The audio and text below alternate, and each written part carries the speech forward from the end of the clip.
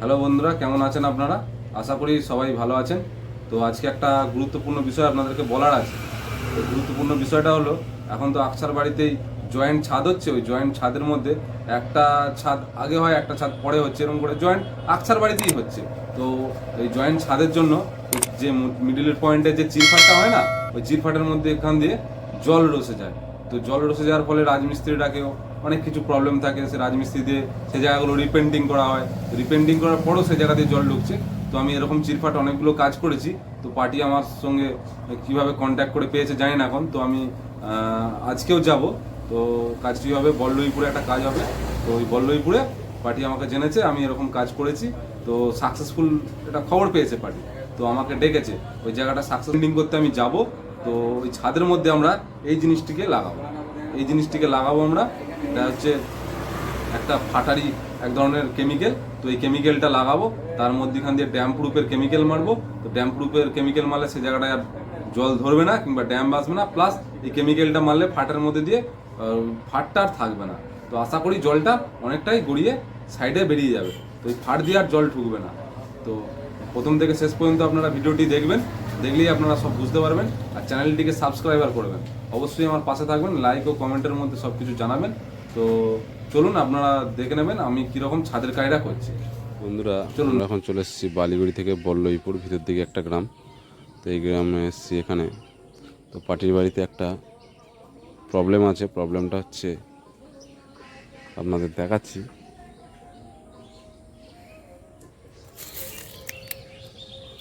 এই যে ফাটটা আছে, এই দিকটা হচ্ছে আগে ঢালাই হয়েছে, ওদিকটা পরে ঢালাই হয়েছে। তো ঢালাইয়ের পর এখানে একটা ফাট তৈরি হয়েছে। তো ফাটটা তৈরি হওয়ার ফলে এখান দিয়ে জল ঢুকে গিয়ে তো ভিতরে পুরো সোপ হয়ে যাচ্ছে, পুরো দেয়াল, ভিতরে রুম টুম পুরো ভিজে যাচ্ছে। তো ভিজে যাওয়ার ফলে ড্যাম এসে যাচ্ছে ঘরের ভিতরে, অতিরিক্ত ফাটা। এই যে এই দিকটা পরে হয়েছে, এই ছাদটা পরে হয়েছে। আর এই দিকটা আগে হয়ে গেছে, এদিকটা পুরনো বাড়ি ছিল। আর এই ঢালাইটা পরে হয়েছে, যার জন্য জয়েন্টের মুখটা একটা ফাঁক এসে গেছে। তো এই ফাঁকটার জন্য ভিতরে জল ঢুকছে। তো এটাই আমি আজকে রিপেন্টিং করতে এসেছি। রিপেন্টিংটা করে দিলে আশা করি আর জলটা ঢুকবে না, সেফটিও থাকবে। মানে এখানে রাজমিস্ত্রি কাজ করেছিল, রাজমিস্ত্রির কাজ করার ফলেও সেই বৃষ্টিতে জল ঢুকছে, কোনো কাজ হয়নি। তো আমি এই কাজটা করে দিচ্ছি। করে দেওয়ার পরে এরকম কাজ আমি আগেও করেছি, অনেকগুলো করেছি। তো এখনও পর্যন্ত কোনো রিপোর্ট আসেনি। আর একটা করছি এখানে, এই ভিডিওটাই করছি। তো কাজটা সাকসেসফুল হয়ে গেলে আপনাদেরকে আবার দেখাবো পরের পার্টে। এই যে জল ঢুকছিল, তো প্রথম পার্টে দেখিয়েছিলাম এই যে ফাটাটা। তো এই ফাটাটা বন্ধ করে দিয়েছি। বৃষ্টি ঢুকে ঘরের ভেতরে পুরো ভিজে যাচ্ছিলো, পুরো ড্যাম হয়ে যাচ্ছিলো। এই ফাটাটা রিপেন্টিং করা হয়েছে। এটা দিয়ে আর বৃষ্টি কিছু ঢুকবে না, জল ফল ঢুকবে না।